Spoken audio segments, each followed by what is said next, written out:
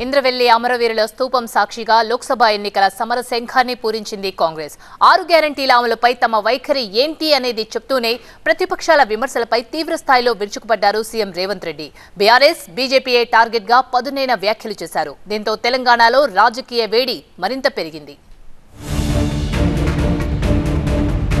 ఎవడ్రా మా ప్రభుత్వాన్ని పడగొట్టేది? నీ అయ్యా ఎవడ్రా పడగొట్టేటోడు?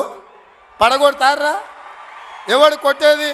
రాహుల్ని ప్రధానిని చేద్దాం. ఇందిరమ్మ మనవడు ఈ దేశానికి ప్రధానమంత్రి కావాలి. త్వరలోనే మరో 2 పథకాలు. 500 రూపాయలకి ఇంటింటికి సిలిండర్, ఉచిత కరెంటు మీ ఇంటికి ఇచ్చే బాధ్యత. ఈ 3 ప్రధాన అంశాల చుట్టూనే ఇవాళ రేవంత్ ఇంద్రవెల్లి సభ జరిగింది. అసెంబ్లీ ఎన్నికలకు ఎక్కడి నుంచైతే సమరశంఖం పూరించారో అదే గడ్డ నుంచి సీఎం రేవంత్ రెడ్డి గర్జించారు. ప్రభుత్వంపై విమర్శలు చేస్తున్న ప్రతిపక్షాలపై నిప్పులు చెరిగారు. 6 నెలల్లో ప్రభుత్వాన్ని పడగొడతామని బీఆర్ఎస్ నేతలు అంటున్నారు. అదే జరిగితే ప్రజలు చీల్చి చెండాడుతారని హెచ్చరించారు. తమ ప్రభుత్వాన్ని కూల్చే దమ్ము ఎవరికీ లేదన్నారు సీఎం రేవంత్ రెడ్డి. వేలాది మంది మా యువకులు ఇక్కడ ఉన్నారు. మీరందరూ చూసుకుంటే ఊరుకుంటారా? పడగొడితే ఊర్లలోకి రానిస్తారా? ఊర్లలో ఎవడన్నా ఈ ప్రభుత్వాన్ని పడగొట్టాలన్న ఆలోచన చేస్తే మీ ఊర్లో యాప చెట్టుకు కోదండం వేసి కొట్టండి, లాగుల తొండలు ఇడవండి. ఈ ప్రభుత్వం గాలి కాదు కదా, నీ ఖాందాన్ మొత్తం వచ్చినా బోర్ల బొక్కలు పండబెట్టి తొక్కుతాం. ఇక పార్లమెంట్ ఎన్నికల్లో కాంగ్రెస్ కి ఎందుకు ఓటేయాలో చెప్పారు రేవంత్. బీజేపీ ఇంతవరకు రాష్ట్రానికి ఏమీ చేసింది లేదని చెప్పారు. బీఆర్ఎస్ కి వేసినా అది బీజేపీ ఖాతాలోనే వెళ్తుందన్నారు. దేశం కోసం త్యాగం చేసిన గాంధీ కుటుంబాన్ని కేంద్రంలో గద్దెనెక్కించాలన్నారు రేవంత్. ఆదిలాబాద్ సహా దేశంలో కాంగ్రెస్ ని గెలిపిస్తే రాహుల్ ని ప్రధానిగా చూడొచ్చన్నారు.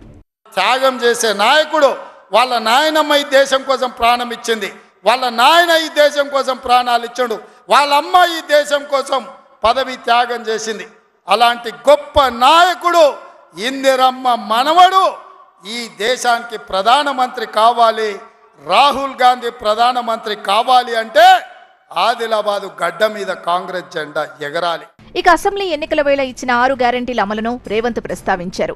జనం ఎదురు చూస్తున్న హామీల్లో మరో 2 త్వరలోనే అమలు చేయబోతున్నట్లు చెప్పారు. 200 యూనిట్ల లోపు వారికి ఉచిత కరెంట్తో పాటు 500 రూపాయలకే గ్యాస్ సిలిండర్ పథకాల అమలుకు ప్రభుత్వం సిద్ధంగా ఉందన్నారు.